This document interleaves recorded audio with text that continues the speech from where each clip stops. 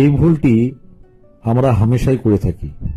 এটা হচ্ছে সাধারণ লোহার দরজা, যা জং প্রতিরোধ ক্ষমতা কম, তাই এটিতে প্রাইমার দিয়ে রং করে দিলে তা দীর্ঘস্থায়ী হয় এবং বাড়ির রঙের সঙ্গে সেজে যায়, দেখতেও ভালো লাগে। অপরদিকে জংয়ের হাত থেকে রক্ষা করার জন্য ওই সাধারণ লোহার উপরেই দস্তার আস্তরণ যখন চাপিয়ে দেওয়া হয় তখন তাকে জিআই বলা হয়। এগুলো হচ্ছে জিআইয়ের দরজা।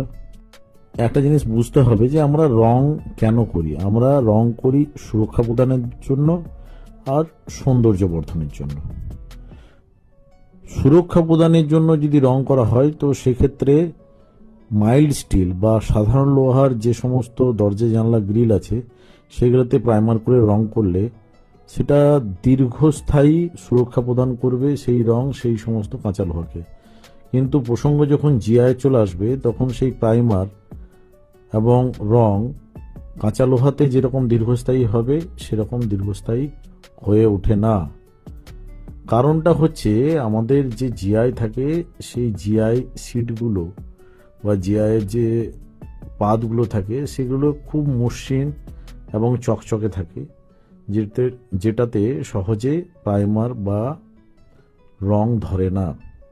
সেই কারণে আমাদেরকে এই জিআই সিটের উপরে রং করতে গেলে পেপার নিয়ে, স্যান্ডিং পেপার নিয়ে ঘষতে হবে এবং রাফ করতে হবে।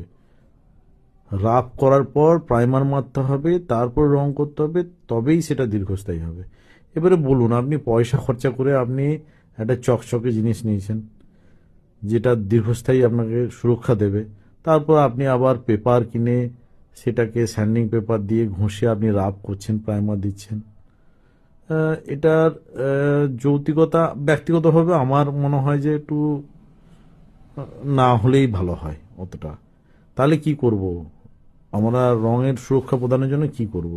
জিআইয়ের যে দরজা জানলা হয় সেগুলোতে যেখানে যেখানে ঝাল করা হয় অতিরিক্ত গরমের জন্য, সেখানে জিঙ্কের আস্তরণগুলো সরে যায় বা পাতলা হয়ে যায়। আমরা অ্যালুমিনিয়াম পেন্টস কিনে সেই সমস্ত জায়গাগুলোতে টাচ করে দেবো, তাহলেই হবে দীর্ঘস্থায়ী।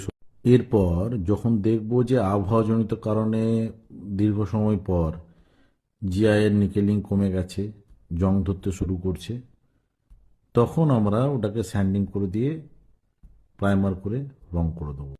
এটা গেল সুরক্ষা প্রদানের বিষয়। আর যদি শোভাবর্ধনের বিষয় বলেন বা সৌন্দর্য বৃদ্ধি, তাহলে জিআই সিট বা জিআইয়ের যে পাতগুলো আছে সেগুলোকে 120 নম্বর কিংবা 100 নম্বর প্রয়োজন অনুপাতে